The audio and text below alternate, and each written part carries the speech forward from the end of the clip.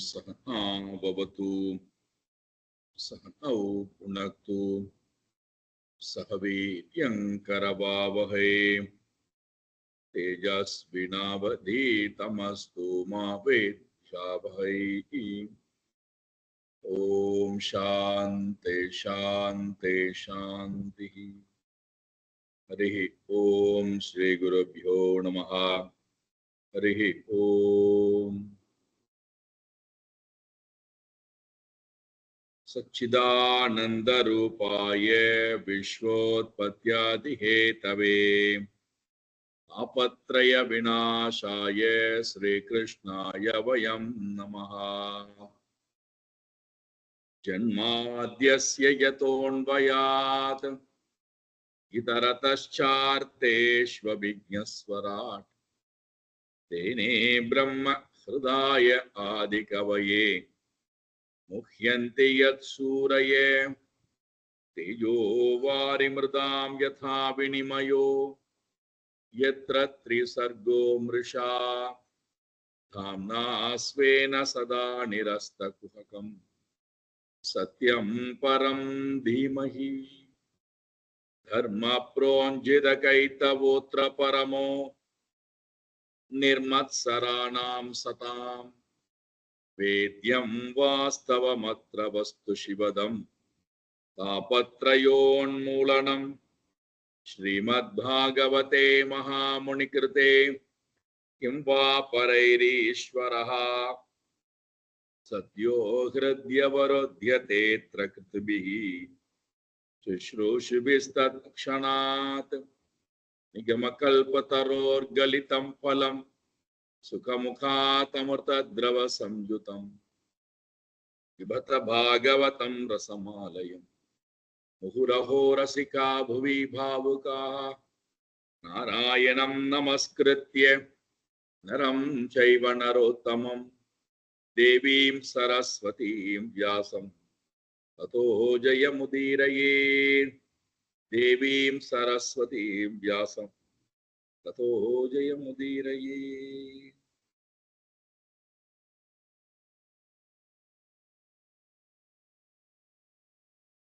அசுர குலத்திலே பிறந்தாலும் ஆசுரி பாவம் இல்லாத பிரகலாதன் தன்னுடைய குருவாக இருக்கின்ற சண்டாமர்கவ் என்று சொல்லக்கூடிய இரண்டு குருமார்களுடைய ஞானத்தை நிராகரிக்கிறான். காரணம், அந்த ஞானம் வேதத்தை உண்டு பண்ணுகிறது, பயத்தை கொடுக்கிறது, மோகத்தை கொடுக்கிறது, சோகத்திலிருந்து என்னை விடுவிக்காது, பந்தப்படுத்தும் தன்மை படைத்தது. இந்த ஞானம் எனக்கு தேவையில்லை. எந்த ஞானம் என்னை இறைவனுடன் ஒன்று கலக்க வைக்கிறதோ அந்த ஞானம்தான் உத்தமமான ஞானம். அந்த ஞானத்தை நான் விரும்புகிறேன். தான் விரும்புவதோடு மட்டுமல்லாது தன் கூட இருக்கக்கூடிய எல்லா குழந்தைகளுக்கும் இந்த ஞானத்தை கொடுக்கிறான்.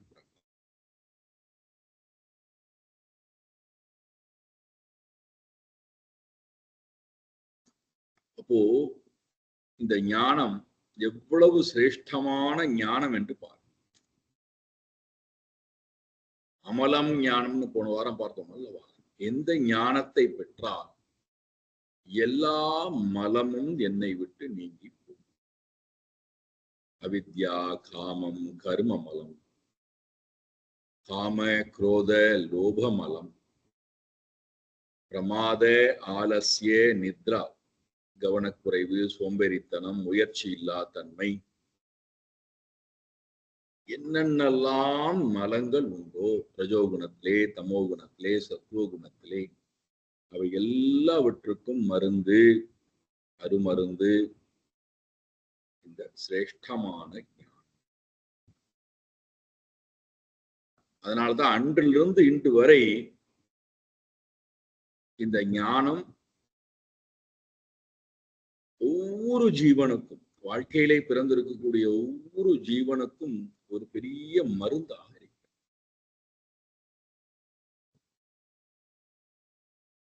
இந்த ஞானத்தை நான் என்னுடைய தாயின் கர்ப்பத்துக்குள்ளே இருக்கும் பொழுது இந்த ஞானத்தை நான் பெற்றேன்.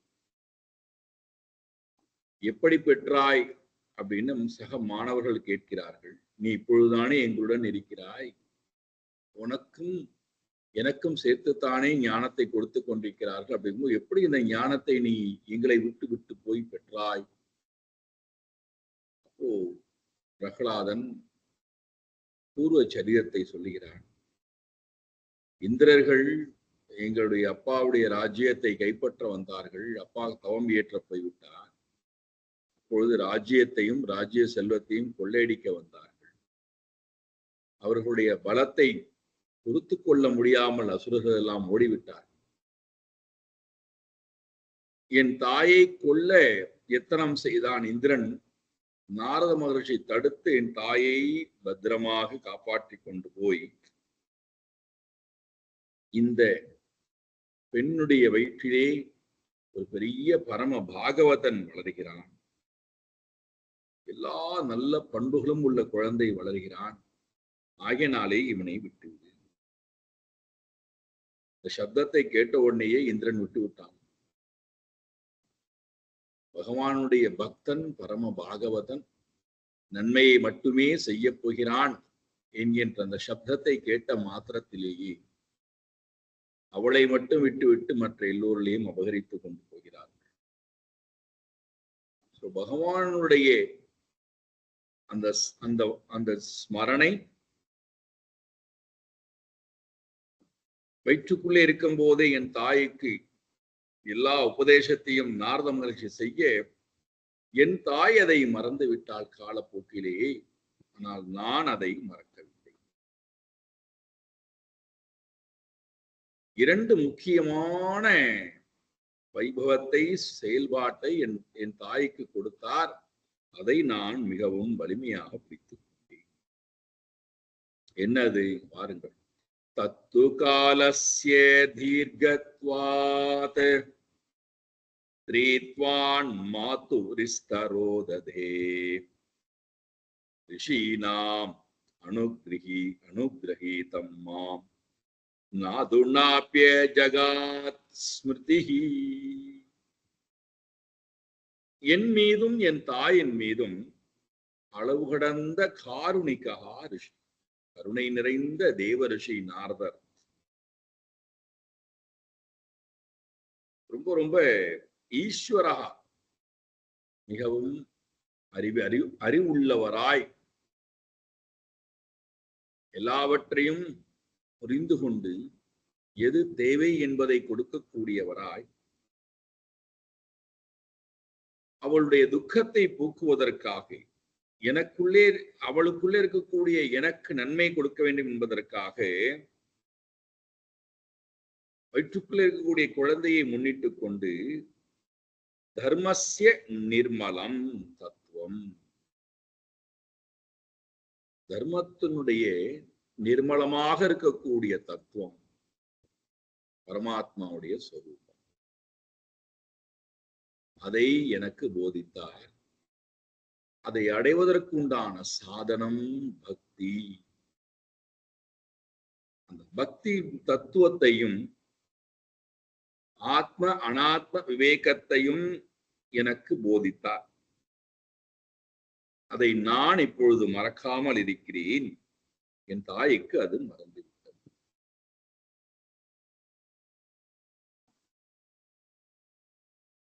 அந்த ஞானத்தை இப்பொழுது நான் உங்களுக்கு கொடுக்கிறேன். இது சொல்லிட்டு அவன் ரொம்ப முக்கியமான ஒரு செய்தியை கொடுக்கிறான் பாருங்கள். ரொம்ப முக்கியமான ஒரு செய்தி. இந்த குழந்தைகள் திருப்பி கேட்கலாம் அல்லவா, எங்களுக்கு எதுக்குப்பா இந்த ஞானத்தை கொடுக்கிறாய்? நீ வைத்துக் கொள்ள வேண்டியதானே, உனக்கு சிறப்பாக இருந்தால் வைத்துக் கொள்ள வேண்டிய, எதற்கு எங்களுக்கு இந்த ஞானத்தை கொண்டு வந்து கொடுக்கிறாய்? இந்த குழந்தை சொல்லுகிறது, பவதாமபி பூயான்மே யதே ஸ்ரத்தததே வசஹ வைஷாரதி தி ஸ்ரத்தாதஹ ஸ்திரீ பாலானாம் ச மே யதா. இந்த குழந்தைகளிடத்துல இவன் சொல்றான், மே வச்சஹா யதி ஸ்ரத்ததே. நான் இப்பொழுது உங்களுக்கு சொல்லிக் கொண்டிருக்கக்கூடிய இந்த வாக்கியத்திடத்திலே, வச்சனத்திடத்திலே உங்களுக்கு பூர்ண நம்பிக்கை இருக்குமே. பாருங்கள், ஸ்ரத்தை என்பதே என்ன சொல்றான் பாருங்கள். நான் சொல்லுகின்ற இந்த வாக்கியத்திடத்திலே, மே வச்சகா, என்னுடைய வார்த்தை இடத்திலே உங்களுக்கு நம்பிக்கை இருக்குமானால். நம்பிக்கை என்பது யாரோ ஒருத்தருடைய அனுபவம். பிரகலாதனுடைய அனுபவம். பிரகலாதனுடைய அனுபவத்தை அவன் சொல்லுகிறான்.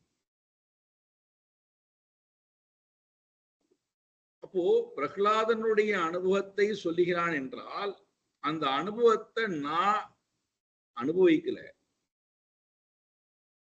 அந்த அனுபவத்தினுடைய நன்மை தீமை எனக்கு தெரியாது. ஆனால் அந்த அனுபவத்தை நான் அனுபவிக்கணும்னு ஆசைப்படுறேன்.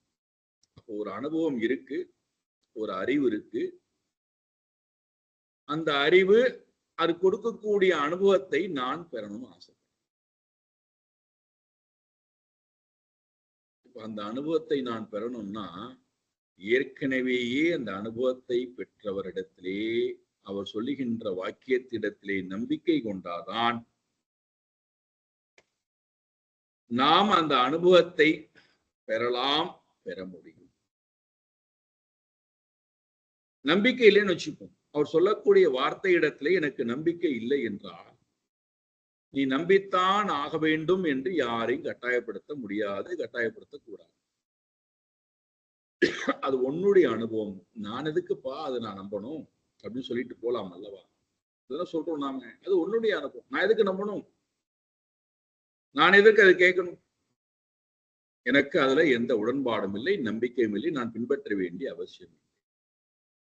அப்படித்தான் நம்ம வாழ்றோம். சாஸ்திரம் சொல்லுகிறது கேள் அப்படின்னா அதுக்கு ஒரு வேலை இல்லைப்பா. அது ஏதோ வாழ்க்கைக்கு உதவாத, நம்மால் இந்த வாழ்க்கையிலேயே முறையாக வாழ முடியாத விஷயத்தெல்லாம் பேசிக் கொண்டிருக்கிறது. அதை கொண்டு வந்து எப்படி இந்த உலகத்துல வாழ முடியும் சொல்லுகிறது.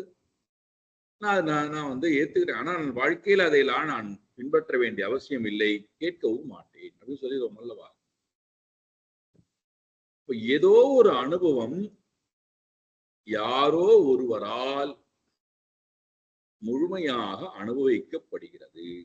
அந்த அனுபவத்தை நாம் பெறணும்னா, அந்த அனுபவம் என்னுடைய அறிவாகவும் மாறி அனுபவமாக மாறணும்னா, அந்த யார் இந்த விஷயத்தை சொல்லுகிறாரோ அவரிடத்திலே எனக்கு நம்பிக்கை இருந்தால் மட்டுமே, அந்த வாக்கியத்திடத்திலே நம்பிக்கை இருந்தால் மட்டுமே அந்த வார்த்தைகள் உள்ளே போகும். அது போய் உள்ளுக்குள்ளே மாற்றத்தை கொண்டு வரும். அந்த சப்தத்திடத்திலே எனக்கு நம்பிக்கை இல்லாத போது அது வெறும் சப்தமாகத்தான் இருக்குமே தவிர அதனுடைய பொருள் நமக்கு உள்ளே வராது.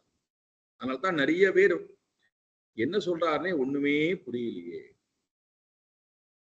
தமிழ்ல தானே பேசுறோம், தெரிந்த தாய்மொழியில் தானே பேசுகிறோம், எனக்கு ஒண்ணுமே புரியல, அவர் என்ன சொல்ல வர்றாருன்னே தெரியல.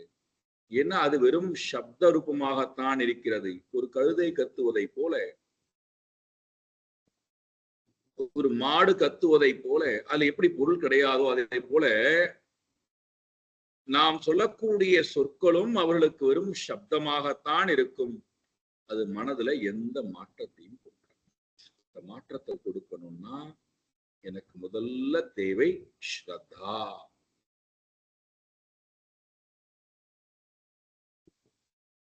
இவரிடம் இந்த அனுபவம் இருக்கிறது, இந்த அனுபவத்துக்கு உண்டான அறிவும் இருக்கிறது. நான் இந்த அனுபவத்தை பெற வேண்டும், இந்த அறிவை பெற வேண்டும். இந்த அறிவை நான் பெற்றால்தான் என்னுடைய கஷ்டங்கள் தீரும், என்னுடைய நோய் போகும். ஆகையினாலே நான் இவருடைய சொல்லை நம்புகிறேன். ஸ்ரத்தாவான் லபதே ஞானம். இதை சொல்கிறது அல்லவா. பகவான் சொல்ற அர்ஜுனன், ஸ்ரத்தை இருந்தால் ஞானம் லபதே. ஸ்ரத்தை இல்லைன்னா ஞானம் லபதே. குழந்தை இடத்திலே இவன் சொல்கிறான், என்னுடைய வச்சனத்திடத்திலே உங்களுக்கு நம்பிக்கை. அப்போ இங்க நம்பிக்கை என்பது எல்லா வியாதியிலிருந்தும் என்னை விடுவிப்பதற்கு உண்டான மூல சாதனம், முக்கியமான சாதனம். எனக்கு ஆரோக்கியம் வருகிறது அப்படின்னா, நான் சாப்பிடக்கூடிய சாப்பாட்டிலிருந்து எனக்கு ஆரோக்கியம் வருகிறது என்றால், யார் அந்த உணவை சமைத்து கொடுக்கிறாரோ அவரிடத்துல எனக்கு நம்பிக்கை இருக்கு. இவர் நிச்சயமாக நல்ல உணவைத்தான் கொடுப்பார். அந்த நம்பிக்கை இல்லைன்னா நம்ம உணவு பக்கத்திலே போக மாட்டோம். அவர் சமைத்து கொடுக்கின்ற சாப்பாட்டை சாப்பிடவே மாட்டோம்.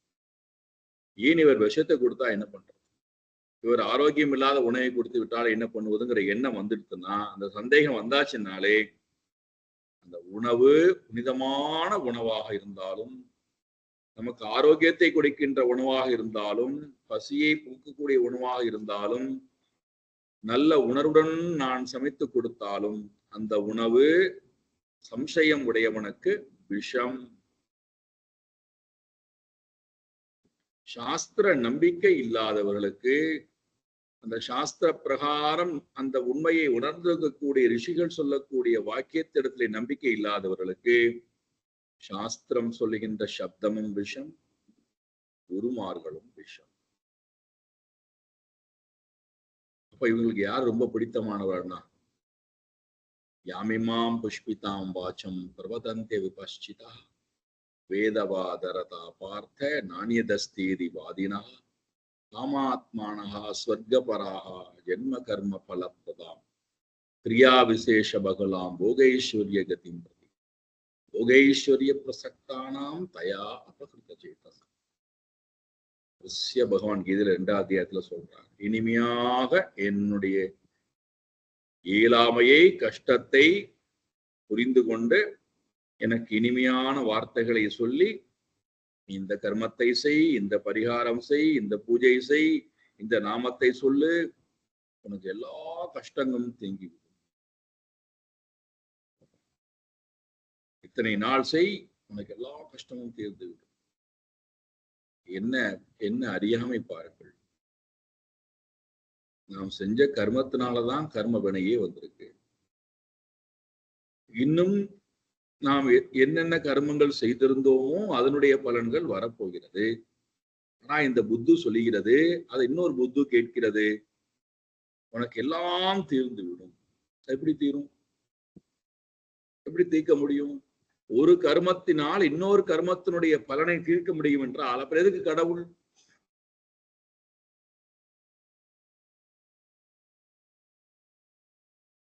வியாதி இருக்கு, மருந்து சாப்பிடுகிறேன், வியாதியே குணமாகல. நான் மருந்து சாப்பிட்டேனே, பத்தியம் இருந்தேனே, வியாதியே குணமாகல. அப்ப எதுக்கு டாக்டர்?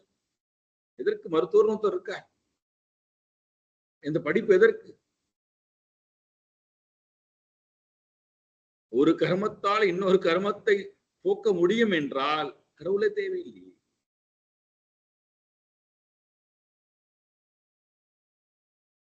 நம்பிக்கைதான் எல்லாவற்றுக்கும் ஆணிவேர்.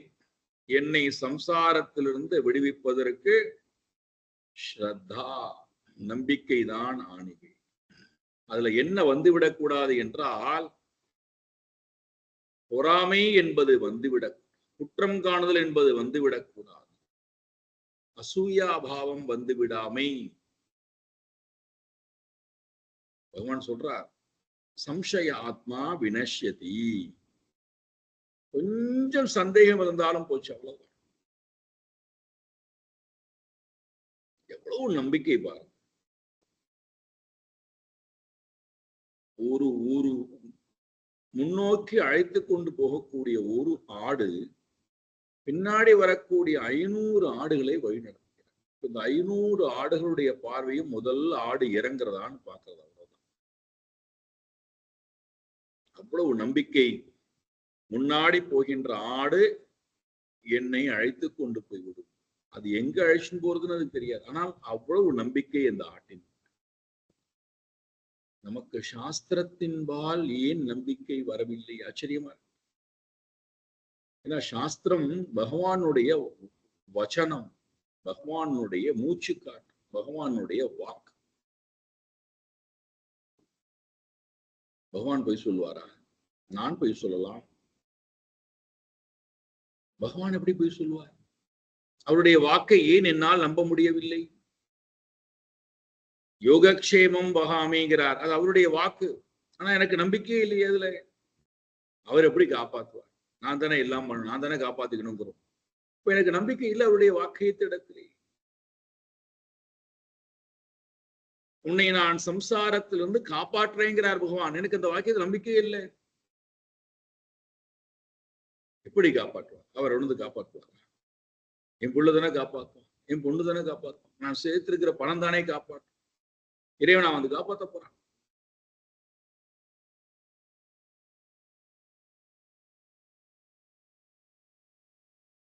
ஸ்ரத்தை, எங்கே ஸ்ரத்தை இருக்கு? எவ்வளவு 5 வயது குழந்தை சொல்கிறது. நான் சொன்னா கூட நீங்க வந்து பைத்தியம் சொல்லலாம். ரிஷிமார்கள் சன்னியாசிகள் சொன்னா கூட நீங்க பைத்தியம் சொல்லலாம். 5 வயது குழந்தை தன்னுடைய சக மாணவர்களிடத்திலே சொல்கிறது, மே வச்சஹா ஸ்ரத்ததே, என்னிடத்திலே உங்களுடைய மனம் ஸ்ரத்தையை கொடுத்தால்,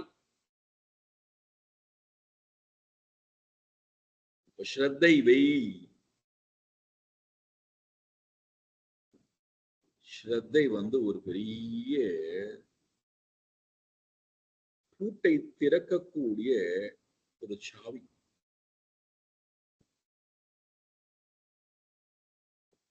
அறியாமை பூட்டை, அகங்கார பூட்டை எல்லாவற்றையும் திறந்து உள்ளே சென்று பரமாத்மாவை பார்ப்பதற்கு உண்டான அழகான திறவுகோல் ஸ்ரத்தா. ஸ்ரத்தையை மூணா பிரிச்சார் பார்த்தோம் அல்லவா கீதையில. சாத்வீக ஸ்ரத்தா, ராஜசீக ஸ்ரத்தா, தாமசீக ஸ்ரத்தா. ஏன்னா ஸ்ரத்தையிலே 3 இருக்கு. நம்பிக்கையிலே 3 விதமான நம்பிக்கையை பார்த்தோம். கொள்ளையடிக்கிறவனும் நம்புறான், கொலை பண்றவனும் நம்புறான், பாபகாரியம் செய்யறவனும் நம்புறான். அவனுக்கு நம்பிக்கை இருக்கு. அந்த ஸ்ரத்தையெல்லாம் எந்த நிலையிலே வருகிறது? அதற்கான பலன் என்ன? இப்ப இந்த ஸ்ரத்தை, இப்ப நம்ம கேட்கலாம், என்னிடத்துல ஸ்ரத்தை வை, என் வாக்கியத்த இடத்துல ஸ்ரத்தை வை என்று சொல்கிறாயே, எனக்கு என்ன கிடைக்கும்? அடுத்து கேட்போம் அல்லவா, நான் நம்பிக்கை வைக்கிறேன்ப்பா, எனக்கு என்ன கிடைக்கும்? ஸ்திரீ பாலானாம் சே. பாருங்கள், அவன் கேட்கிறான், நீ ஸ்ரத்தை வைத்து உன்னுடைய குருட்ட இந்த ஞானத்தை பெற்றாய், உனக்கு என்ன கிடைத்தது? அவன் தன்னை முதல்ல சேர்த்துக்கிறான். மேயதா, என்னை போல. என்னை போல இங்கே ஸ்திரீனாம் பாலானாம் சே, இங்கே நீங்கள் பெண்களாகவும் குழந்தைகளாகவும் இருக்கிறீர்கள். உங்களுக்கு பவதாமபே ஸ்ரத்ததாதா, உங்களுக்கு இந்த ஸ்ரத்தையினால், நீங்கள் வைக்கக்கூடிய இந்த ஸ்ரத்தையினால் பெண்களுக்கும் குழந்தைகளுக்கும், பெண்களுக்கும் குழந்தைகளுக்குமே இது கிடைக்கின்றது என்றால் மற்றவர்களுக்கு கிடைக்காதா? என்ன கிடைக்கிறது சொல்லுங்கள். இந்த குழந்தை சொல்லுகிறது,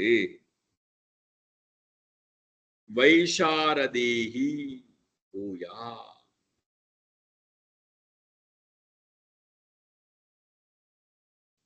எந்த ஒரு ஞானம்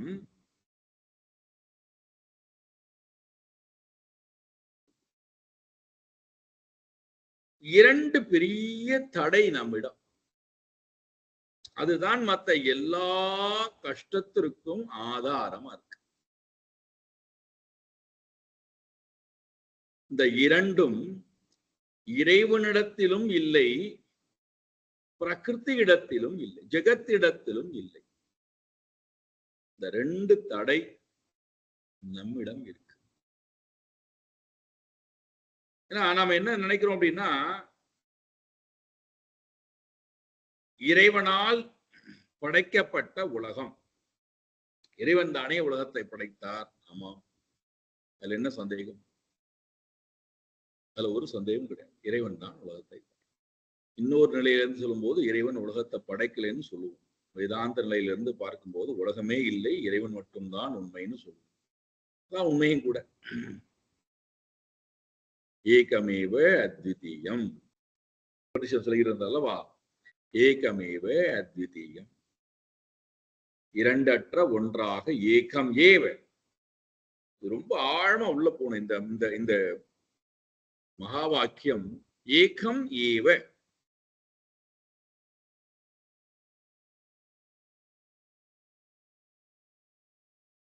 அத்விதீயம், த்விதீயம் இரண்டு, அத்விதீயம் இரண்டு அற்றது. எது? ஏகமேவா த்விதீயம் பிரம்ம.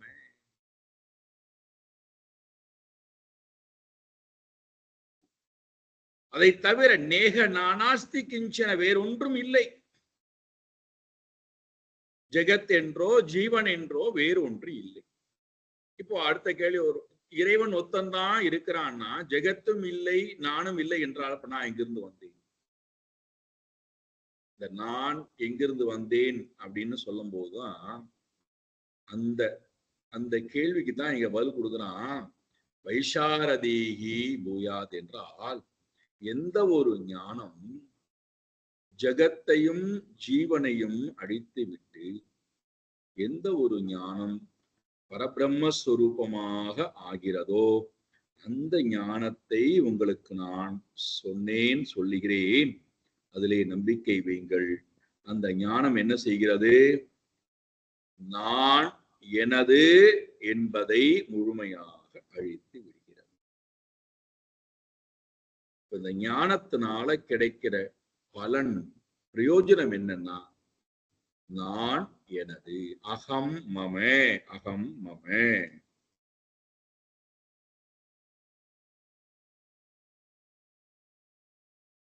இந்த புத்தி இருக்கு அல்லவா, அந்த புத்தியை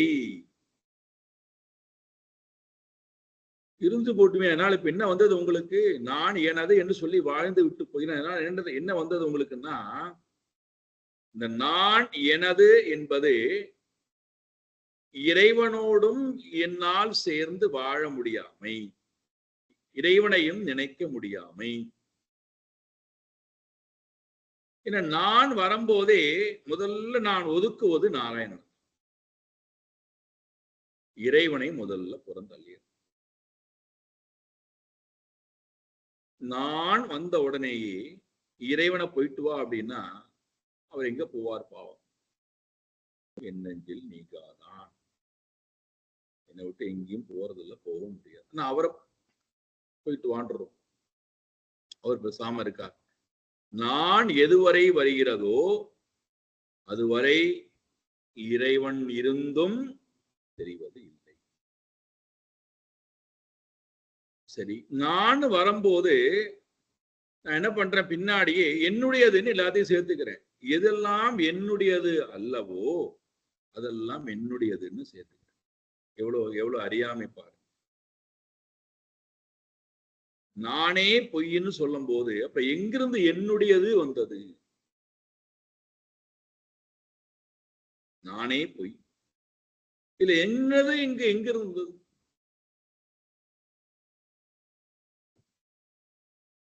இந்த ஞானம் என்ன செய்கிறது? நானையும் அழித்து எனது என்பதையும் அழித்து பூர்ணமான ஆனந்தத்தை அது கொடுக்கிறது. அடுத்த கேள்வி இந்த குழந்தைகள் கேட்கிறது, அப்படி என்ன பெருசா ஞானத்தை பற்றி சொல்கிறாய்? இந்த ஞானமானது நான் எனதை அழித்து பிரம்மத்துடன் என்னை உண்டு கலக்க வைக்கின்றது. அது பிரம்மத்தினுடைய சொரூபம் என்ன? எங்களுக்கு கொஞ்சம் சொல்லேன் என்று கேட்கிறார்கள். இந்த குழந்தை பரமாத்மாவுடைய சொரூபத்தை ஒரே பாடலின் மூலமாக,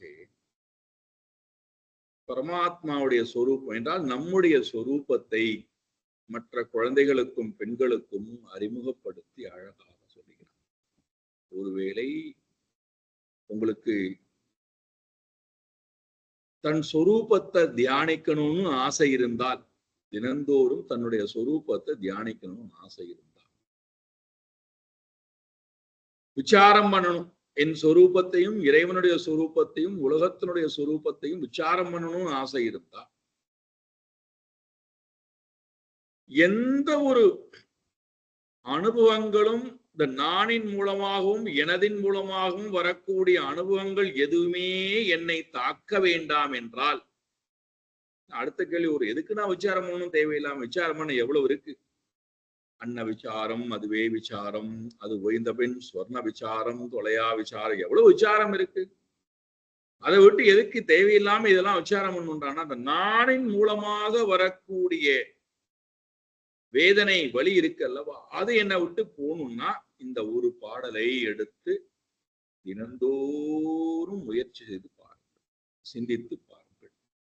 எனதின் மூலமாக வரக்கூடிய அதிர்வுகள், மன அதிர்வுகள் இருக்கு அல்லவா, அது போகணும்னா இந்த ஒரு பாடல் போகும்.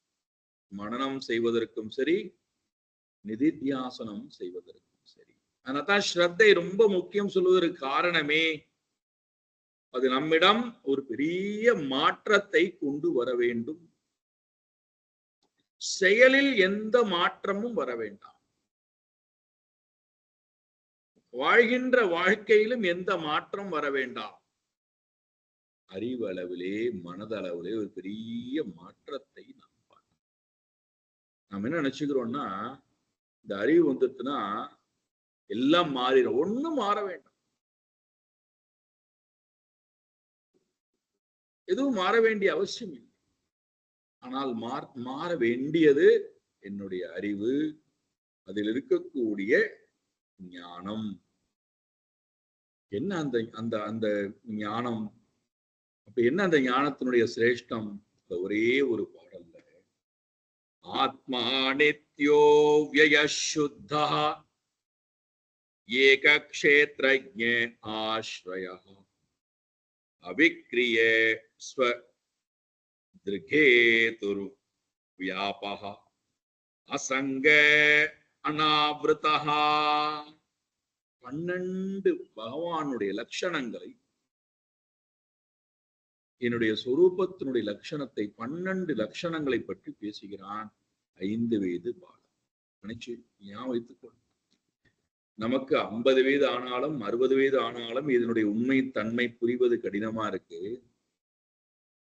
எவ்வளவு எடுத்து சொன்னாலும் நம்மால ஜீர்ணிக்க முடியல. 5 வயது பாலகனுக்கு இந்த 12 லட்சணங்கள், பரமாத்மாவுடைய சொரூப லட்சணம் இங்கே பேசப்படுகிறது. ஆத்மா அறிமுகப்படுத்துறான். ஆத்மா, ஆத்மானா என்னது?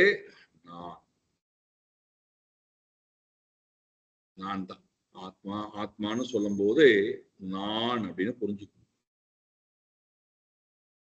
எந்த ஒரு நான் என்னிடத்திலே முழுமையாக வியாபித்திருக்கணும். எங்க தொட்டாலும் இந்த நான் அப்படிங்கிற உணர்வு உடனடியா வரும். உடம்புல தலையிலிருந்து கால் வரை நீங்கள் எங்க தொடுங்கள், இந்த நான் அப்படின்னு உடனே வரும். நான் இந்த உடல் முழுக்க வியாபித்திருக்கிறேன். ஸ்தூல உடல் முழுக்க வியாபித்திருக்கிறேன். சூக்ஷ்ம உடல் முழுக்க வியாபித்திருக்கிறேன். காரண உடல் முழுக்க வியாபித்திருக்கிறேன். சரி, நான் இந்த உடல் முழுக்க மட்டும்தான் வியாபித்திருக்கிறேனா என்றால், நான் தான் வாசுதேவகா சர்வமிதி. நான் தான் வெளியிலும் வியாபிக்கிறேன். இப்ப அங்கதான் நம்மால ஏத்துக்க முடியல, ஜீர்ணிக்கவும் முடியல. நான் என்னிடத்திலே வியாபித்திருக்கிறேன், பூர்ணமா நிறைஞ்சிருக்கிறேன். இது சரி, இதை நான் ஏத்துக்கிறேன். ஆனால் நான் தான் எங்கும் வியாபித்திருக்கிறேன், நான் தான் எல்லாவற்றுக்குள்ளும் வியாபித்திருக்கிறேன். அது எப்படி?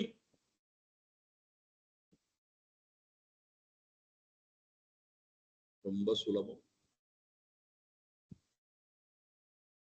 எப்படி ஒரு வஸ்திரத்திடத்திலே நூலானது முழுக்க வியாபித்திருக்கிறது, ஒரு பானை இடத்திலே எப்படி மணல் முழுக்க வியாபித்திருக்கிறது, ஒரு ஆகாசமானது எப்படி பானைக்குள்ளும் பானைக்கு வெளியிலும் வியாபித்திருக்கிறதோ, ஜலத்துக்குள்ளே எப்படி ரசமானது வியாபித்திருக்கிறதோ, அக்னிக்குள்ளே உஷ்ணமானது எப்படி வியாபித்திருக்கிறதோ, பாலுக்குள்ளே நெய்யானது எப்படி வியாபித்திருக்கிறதோ, அதே போல நாம ஷரீர வேறுபாட்டை கொண்டு பார்க்கும் போது நான் வேற அந்த ஷரீரம் வேறன்னு நினைக்கிறோம். ஆனால் அதை நீங்கள் ஒரே ஒரு பொருளுக்கு கொண்டு வாருங்கள், பஞ்சபூதம்ங்கிற ஒரு பொருளுக்குள்ள கொண்டு வந்துட்டீங்கன்னா உலகத்துல இருக்கக்கூடிய எல்லா ஷரீரங்களும் பஞ்சபூதத்தால் ஆனது. அப்ப முதல்ல ஸ்தூல சரீரம் நான் தான், எல்லா ஸ்தூல சரீரமும் என்னுடைய ஸ்தூல சரீரம் தான். என்ன அர்த்தம்? என்னிட்ட இருக்கக்கூடிய பஞ்சபூதம் தான் உலகத்துல இருக்கக்கூடிய எல்லா சரீரத்திலும் பஞ்சபூதமாக இருக்கு. இதுல ஏதாவது நமக்கு சந்தேகம் உண்டா? என் வீட்டு இட்லி உன் வீட்டு இட்லின்னு சொல்லிக்கிறோம் அல்லவா? அந்த இட்லிங்கிறது அதனுடைய அடிப்படையான பொருள் என்னது? அரிசி உளுந்து தானே. அரிசி உளுந்து ஜலம் உப்பு இதுதானே. அதுல ஏதாவது வேறுபாடு இருக்கா? ஆதாரமான பொருள் ஏதாவது வேறுபாடு இருக்கா? இல்லையே. ஒருத்தர் ரொம்ப ரொம்ப ரொம்ப கடினமானதான உருவத்துல பண்றார், ஒருத்தர் ரொம்ப மிருதுவான உருவத்துல பண்றார், ஒருத்தர் அது இட்லியா அல்லது வேற ஏதாவது ஒரு பொருளான்னு தெரியாம பண்றார். அதெல்லாம் உருவத்தை வைத்துக் கொண்டு பேசுகிறோம். குள்ளமானது, நெட்டையானது, குட்டையானது எல்லாம் உருவத்து. ஆனால் உள்ள இருக்கக்கூடிய கருப்பொருள் எது? அரிசி உளுந்துதானே. அதே போல ஷரீரங்கள் வேறு வேறாக இருக்கலாம், உள்ள இருக்கக்கூடிய பொருள் பஞ்சபூதம். இது ஏதாவது மாற்றம் உண்டா? இல்லையே. அப்ப என்னுடைய பஞ்சபூதமும் வெளியில இருக்கக்கூடிய பஞ்சபூதமும் ஒன்று, வேறு வேறு இல்லை. அப்போ பஞ்சபூதத்தினுடைய பேதத்தை நீக்கியாச்சு. இந்த பஞ்சபூதமும் அதனால்தான் அன்னமயாத் அன்னமயம். ஆதிசங்கரருக்கும் பகவானுக்கும் இடையிலே நல்ல சம்வாதம் நடந்து நமக்கு ஒரு புஸ்தகம் கிடைத்தது, பார்த்தோம் அல்லவா? மனிஷா பஞ்சகம். இதுவும் அன்னமயத்தால் ஆனது, அதுவும் அன்னமயத்தால். உன்னுடைய சரீரமும் என்னுடைய சரீரமும் அன்னமயம் தானேப்பா, பஞ்சபூதத்தால் ஆனது தானேப்பா. இதுல உனக்கு என்ன வேற்றுமை வேண்டியிருக்கிறது?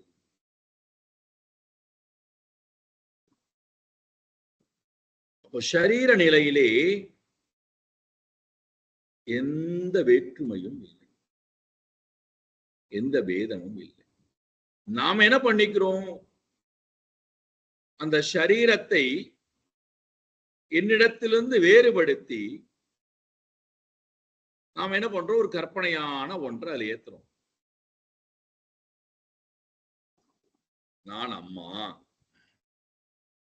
நான் அப்பா, இவன் என்னுடைய குழந்தை, இவள் என்னுடைய பெண். பஞ்சபூதம் தானே அது.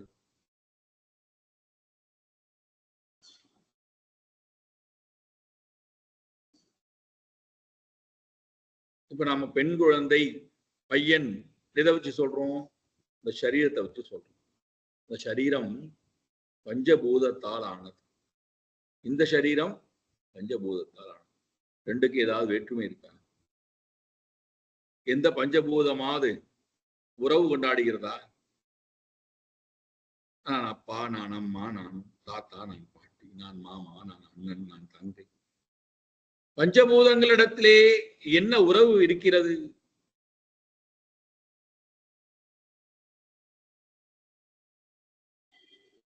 அப்போ ஷரீர நிலையிலே பஞ்சபூதங்களை தவிர வேற ஒண்ணு இல்லை. சரி, சூக்ஷ்ம சரீரத்துக்குள்ளே போனோமையானால் சூக்ஷ்ம சரீரத்தில் என்ன இருக்கிறது? 19 தத்துவங்கள் இருக்கு. பஞ்ச பிராணன், 10 இந்திரியங்கள், மனம், புத்தி, சித்தம், அகங்காரம். இந்த 19 இருக்கு. இந்த 19 எங்கிருந்து வந்திருக்கு? மீண்டும் அது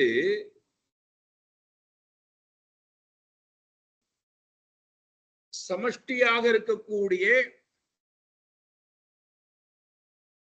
பிரகிருதி இடத்திலிருந்து வந்திருக்கிறது.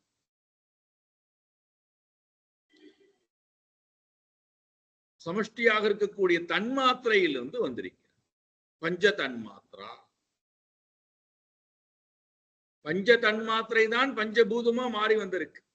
பஞ்சபூதமா வரும்போது ஸ்தூலமா வருது. அதே பஞ்சபூதமானது சூக்ஷ்மமாக உருவத்துக்கு வராமல் இருந்ததுன்னா, அப்போ சூக்ஷ்மமாக இருந்ததுன்னா அப்ப அது பேர் தன்மாத்திரைன்னு சொல்றோம். பஞ்ச தன்மாத்திரை தான் அங்கேயே இருக்கு. இங்கேயும் அதே பஞ்ச தன்மாத்திரை தான் இருக்கு. இங்கும் அதே 19 பொருள் தான் இருக்கு. அங்கும் அதே 19 பொருள் தான் இருக்கு. அப்போ இங்கும் அங்கும் இருக்கக்கூடிய பஞ்ச தன்மாத்திரை 5 தன்மாத்திரைகள்ல எந்த வேற்றுமையும் இல்லை. இங்கும் 19 கருவிதான் இருக்கு, அங்கும் 19 கருவிதான் இருக்கு. பின்ன எங்கிருந்து இந்த பேதம் வந்தது?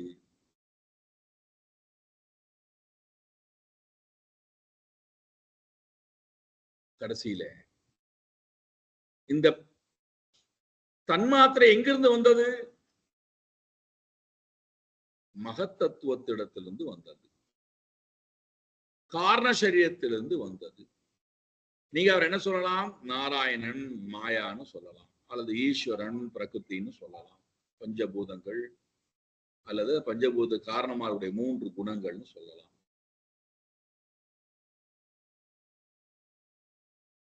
இந்த மகத்தத்துவம் எங்கிருந்து வந்தது? மூல பிரகிருத்தியிலிருந்து வந்தது. மூல பிரகிருதி எங்கிருந்து வந்தது? பிரம்மன். இப்ப நீங்க இந்த மூல பிரகிருத்தை நீக்கி விடுங்கள். யார் இருக்கா? மூல பிரகிருத்தியை நீக்கிட்டா, மூல பிரகிருதி இல்லைன்னா யாரெல்லாம் இல்ல பாருங்கள். நாராயணன் இல்லை, மகத்தத்துவம் இல்லை, அகங்காரம் இல்லை, பஞ்சதன் மாத்திரைகள் இல்லை, ஜகத் இல்லை, ஜீவன் இல்லை. யார் இருக்கா? ஆத்மா ஏவ.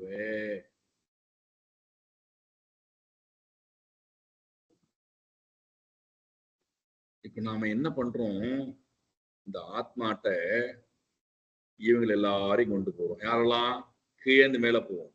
ஜீவன் அல்லது ஜகத், ஜீவன், பஞ்சபூதங்கள், பஞ்ச தன்மாத்திரை, முக்குணம், நாராயணன், மூல பிரகிருதி. இந்த 7ஐயும் கொண்டு போய் இந்த 7ம் இல்லாத பரமாத்மா இடத்திலே கொண்டு வைத்து, இதுதான் இது, இதுதான் இது, இந்த 7ம் தான் நான், இந்த 7ம் தான் நான் சதா. இந்த 7னுடைய தோஷம்தான் நான். இப்ப நான் யாருன்னு கேட்டா அந்த 7ஐயும் காமிச்சிடும்.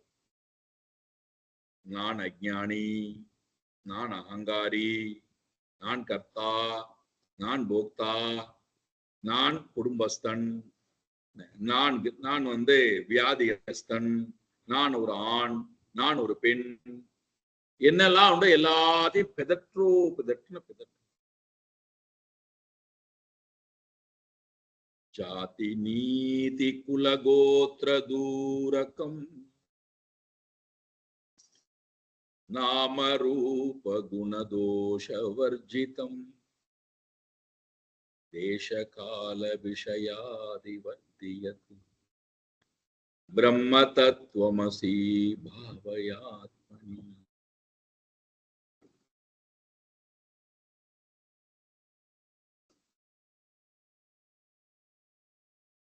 ஒரு பெரிய சாதனம். அதிசங்கரர் சொல்றார் விவேக சூடாமணியில, பிரம்ம தத்துவமசி பாவையே, ஆத்மனி உன்னிடத்திலே தியானம் செய், தியானம் செய். ஆத்மனி பாவையே, உன்னிடத்திலே எண்ணிப்பார், எண்ணிக்கொண்டே இரு, தியானித்துக் கொண்டே இரு. எதை தியானிக்கணும்? பிரம்ம தத்துவமசி பாவையா ஆத்மனி. அப்ப நீ பிரம்ம தத்துவமாக இருக்கிறாய், அதை தியானி. நீ எதெல்லாம் நீ அல்ல? ஜாதி நீதி குல கோத்ர தூரகம் நாம ரூப குணதோஷ வர்ஜிதம், இதெல்லாம் நீ அல்ல. தேச கால விஷயாதி வர்த்தியது, இதெல்லாத்தையும் புறந்தள்ளிட்டு பிரம்ம தத்துவமசி பாவயா ஆத்மனி.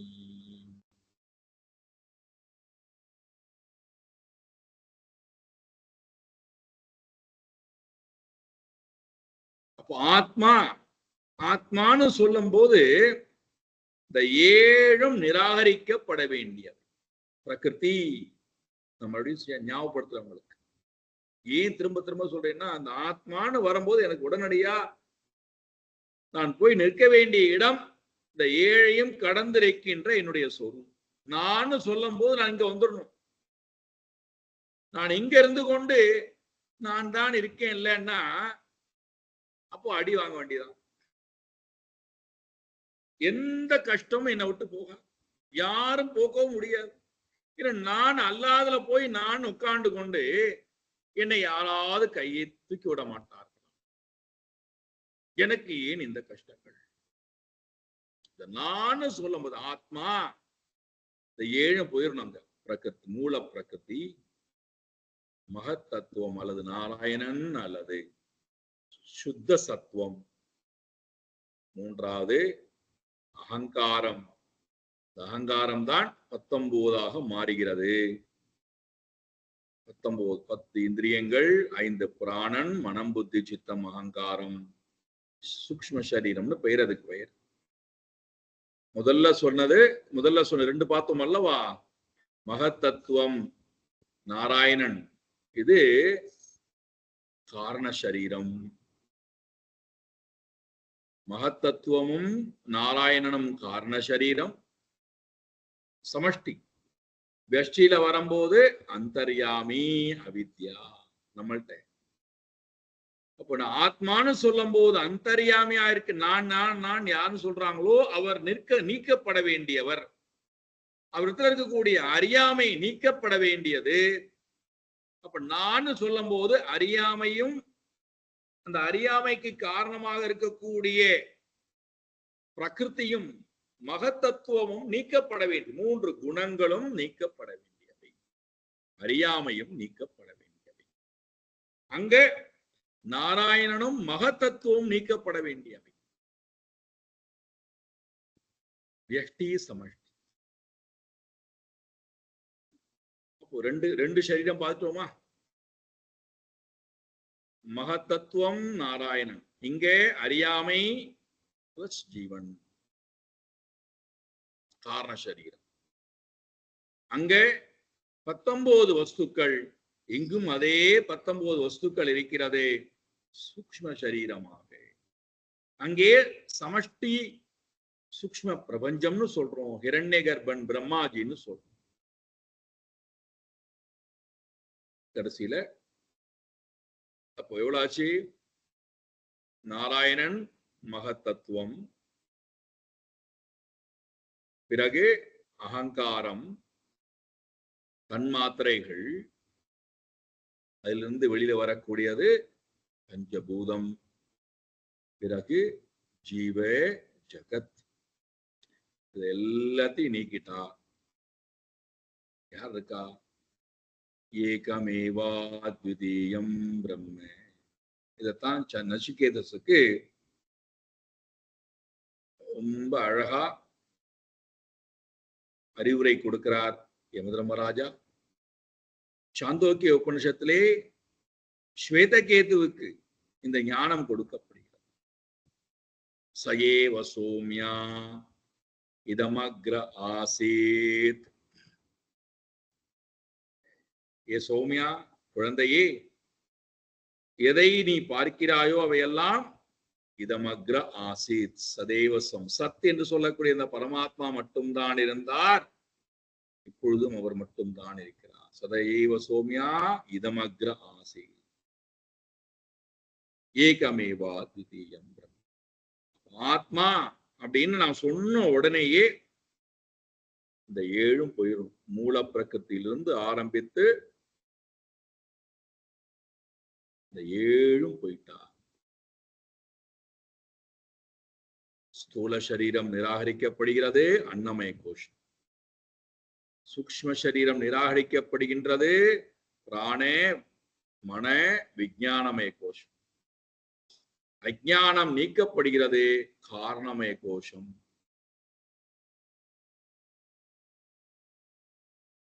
ஆனந்தமய கோஷம் நீக்கப்படுகிறது. அப்ப யார்தான் இருக்கா? ஆத்மா. அதனாலதான் உடனடியே அந்த ஆத்மாவுக்கு லட்சணம் கொடுத்த உடனே முதல் லட்சணமா என்ன கொடுத்தாருன்னா நித்யா ஆத்மா. மறுபடியும் ஞாபகம் வச்சுக்கணும், 5 வயது குழந்தை. நித்யா ஆத்மா நித்தியம். இந்த 7 என்னது?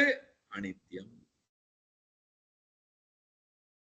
எது ஒன்று மாறுபடாமல் இருக்கிறதோ அதுதான் நித்தியமா இருக்கு. எது ஒன்றுக்கு எப்பொழுதும் மாற்றம் இருந்து கொண்டே இருக்கிறதோ அது நித்தியமாக இருக்கும். அப்ப இந்த 7 நீங்கள் பாருங்கள், மாறிக்கொண்டே நித்தியமாக இல்லாமல் மாறிக்கொண்டே இருக்கு. அதுல இந்த நான் சொல்லக்கூடிய ஆத்மா பாருங்கள், மாறா நித்தியமா இருக்கு.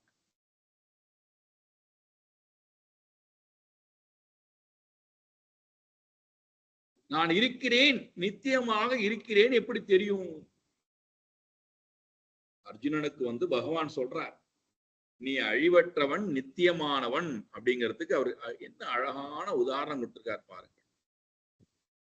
கண்ணுக்கு தெரிகின்ற பொருளை கொடுத்து கண்ணுக்கு தெரியாத பொருளை அழைச்சின்னு போறார். அதுதான் ஞானத்தினுடைய வேலை. நாம எதை அறியணுமோ அது கண்ணுக்கு தெரியல. எதை அறிந்து கொண்டிருப்பதனால பிரயோஜனம் இல்லையோ அதை அறிஞ்சு வச்சிருக்கோம். அதிலிருந்து எதை அறிவதனால் எந்த பிரயோஜனமும் இல்லையோ அதை அறிந்து வைத்துக் கொண்டு அறிய வேண்டியதை அறியாம இருக்கும். நம்ம அறிய வேண்டியதை அறியாம இருக்கிறதுனாலதான் இன்னும் அறிஞ்சுட்டே இருக்கணும்னு ஆசைப்படுறோம். என்ன அறியாம பாருங்க. ஏன் நீ அறியணும்னு ஆசைப்படுகிறாடான்னா, நான் அறிய வேண்டியதை அறியாத காரணத்தினாலே இன்னும் அறியணும். சரி, அறிவை எப்பொழுதுதான் நிறுத்துவாய்? நீங்க அடுத்த கேள்வி, எதுக்கு அறிவை நிறுத்தணும்ங்கிறீங்க? எதுக்கு அறிவை நிறுத்தணும்? நல்லதுதானே, அறிவை தேடுவது நல்லதுதானேடானா? அறிவை தேடுவது அறிய வேண்டிய பொருளை அறிவதற்காக. அறிய வேண்டிய பொருளை அறிந்ததற்கு பிறகு அறிவை விட்டாதான் அறிய வேண்டிய பொருள்கிட்ட போக முடியும். நான் அந்த பொருள்கிட்ட போக மாட்டேன், ஆனா அறிவை மட்டுமே தேடிட்டு இருப்பேன். என்ன பிரயோஜனம்? அறிவை தேடி நீ எதை தேடினாயோ அந்த பொருளை நோக்கி போப்பா. அதெல்லாம் வேண்டாம், அப்பெல்லாம் ஒன்னும் சொல்லலையே. அறிவை தேடுதானே சொல்லுகிறீர்கள்.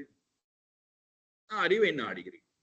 அறிதல் அப்படிங்கிறதுனுடைய நன்மை என்னடான்னா, அறிய வேண்டிய பொருளிடத்தை கொண்டு போய் நம்மை சேர்த்து விட்டு அந்த அறிவு போய் ஆக வேண்டும். அந்த அறிவு அப்படி போலன்னா நான் அறிய வேண்டிய பொருளை இன்னும் அறியவில்லைன்னு அர்த்தம். அதனாலதான் என்ன பண்றோம், நித்தியம் அல்லாததையெல்லாம் அறிஞ்சுட்டே இருக்கும். நித்தியமானதை அறிந்து விட்டால் நித்தியம் அல்லாததை நான் அறிய வேண்டிய அவசியம் இல்லை.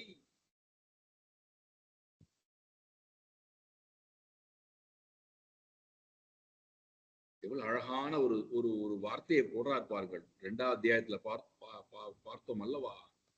ஸ்ருதிவி பிரதிபன்னாதே யதா ஸ்தாஸ்யதி நிஷ்சலா சமதா வச்சலா புத்திஹி ததா யோகம் அவாப்ஸ்யசி.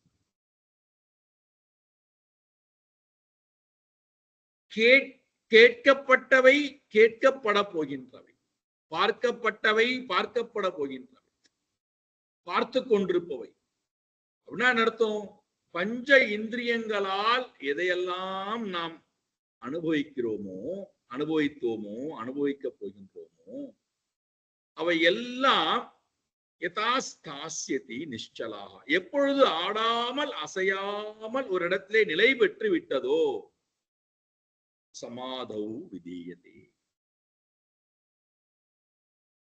அப்பொழுது நீ யோகத்தை அடைவாய்கிறார் பகவான் கீதையில. ஒரே இடத்துல வந்து நின்றுடணும். அதுக்கு மேல அது கேட்க வேண்டிய, பார்க்க வேண்டிய, நுகர வேண்டிய, சுவைக்க வேண்டிய, தொட வேண்டிய அவசியம் இல்லாமல் யதாஸ்தாஸ்ய நிஷ்சலாக, எந்த ஆட்டமும் இல்லாம, எந்த சலனமும் இல்லாம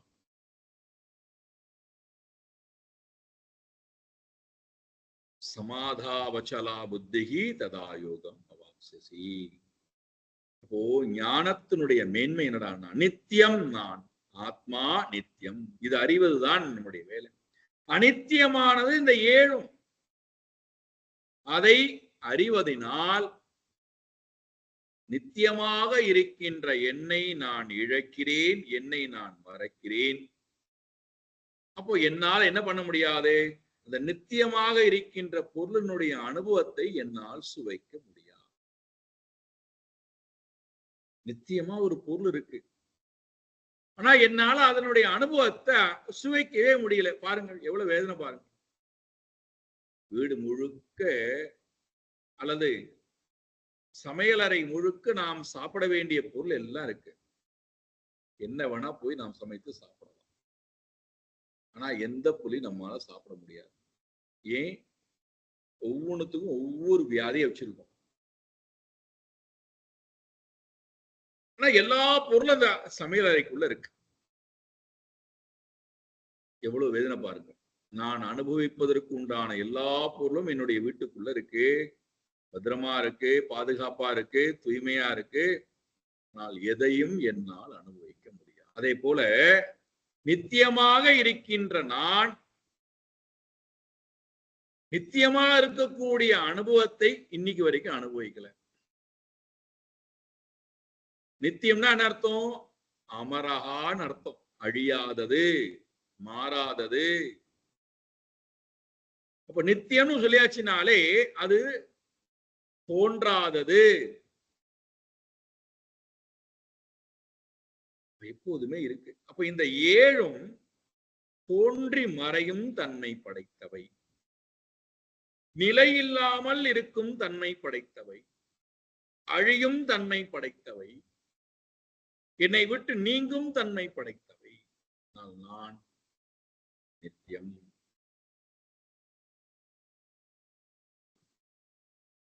அதனால்தான் ஹஸ்தாமலகம் அப்படின்னு ஒரு புக் எழுதியிருக்கார் வித்யாரண்ய சுவாமி. அதுல சொல்றார், சநித்யோபலப்தி ஸ்வரூபோஹமாத்மா, நித்திய உபலப்தி ஸ்வரூபா அகம் ஆத்மா.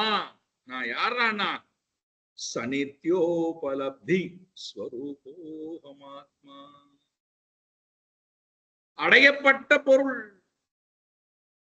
என்னோட எப்பொழுதுமே இருக்கக்கூடிய பொருள். அந்த ஞானம் சநித்யோபலப்தி ஸ்வரூபோஹமாத்மா. 12 லட்சணங்கள் கொடுக்கிறான். அதுல முதல் லட்சணம் நித்யஹா என்பதை பார்த்திருக்கோம். பாருங்கள் 11 லட்சணத்தை சாயங்காலம். ஓம் பூர்ணமத பூர்ணமிதம் பூர்ணாத் பூர்ணமுதச்யதே பூர்ணஸ்ய பூர்ணமாதாய பூர்ணமேவாவசிஷ்யதே. ஓம் சாந்தி சாந்தி சாந்தி. ஹரி ஓம் ஸ்ரீ குருப்யோ நமஹ. ஹரி